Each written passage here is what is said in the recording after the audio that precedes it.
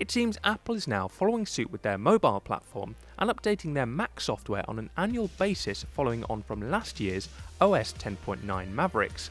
This year sees the release of 10.10 Yosemite, and after spending some time with it, we thought we'd show some of the highlights before its official launch this autumn. The main thing that hits you first is that this year it's a pretty big leap visually.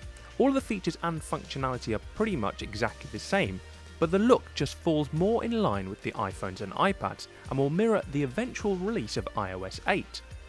It's obvious that the big goal with Yosemite is to make the whole ecosystem of Apple products work in near perfect harmony, and from what we've seen of both the functionality and the visual side of 10.10 Yosemite, it does the best job yet. Unfortunately though, the preview version we were testing doesn't have the best parts of Yosemite, which aren't available yet because they rely on iOS 8. But once both operating systems are released, the idea is for people who have both a Mac and iPhone, you'll be able to make calls on your Mac directly, and both iMessages and text messages will work across the Messages app on both platforms. There's also going to be a feature called Handoff, which lets you start an activity on one platform, like looking at a web page or composing an email, and then continue it on another. It all works through a combination of Bluetooth, Wi-Fi, and your iCloud account, and you'll need to be signed in on all of your devices for it to work together. And on that note, iCloud Drive is going to be a big deal in Yosemite, syncing files from your Mac and iOS devices into the cloud just like Dropbox. The front and centre of all Apple OSs has always been the dock, and this time it's looking at its best. With a rounded rectangle filled with colourful icons, they're bold yet detailed. And when you open up possibly the most important app, Safari, you'll be struck by the next big change in Yosemite. The toolbars and other Chrome that surrounds apps has all changed. In Yosemite, many of the UI elements are translucent, which means they show what's behind them in a hazy, blurred out way. For example, as you scroll down the page in Safari, the colours and elements of the web page show as ghostly colours in the toolbar area. It's the same effect that we've seen on iOS, but on the Mac it's much more distracting to see moving colours in a spot that's meant to be static. It's a nice touch, but doesn't really offer anything to your overall experience of the software. But what does help your experience is the new notification center in Yosemite, which is simply brilliant.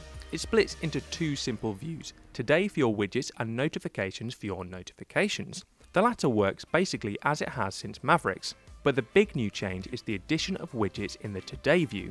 Instead of being scurried away in the ill-fated dashboard space, they're now available in a single scrollable pane on the right-hand side of your screen.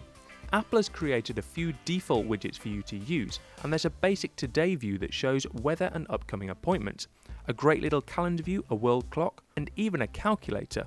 More will come when third-party developers are able to release them in the App Store, and you can manage them with a simple drag and drop. And Apple's search tool is also a big improvement, which now appears smack bang in the middle of the screen as a big pop-up search box. But it's Safari that makes Yosemite really shine.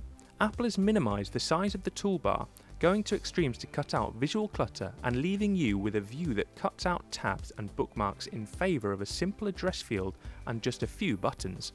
Even the address bar has been simplified, showing only the top level domain of the site that you're visiting until you click on it. But the best thing is how quick it runs. Day-to-day browsing is so much smoother and seems to outperform pretty much all other browsers out there. Overall though, Yosemite is very much just a visual overhaul. But appearances aside, there are genuinely some impressive new features that we are confident that will be used on a day-to-day basis by Mac and iPhone users alike. But most importantly for Apple and Apple fans, it's going to make the whole ecosystem of Apple products a much more attractive proposition than owning an Android phone and a Mac or a Windows laptop and an iPhone. If you're happy being tied totally to Apple, this will be the best release yet. If you're not, it will still be good, but Apple will be definitely keen to let you know that you're missing out. Whether you are or not is probably up to you though.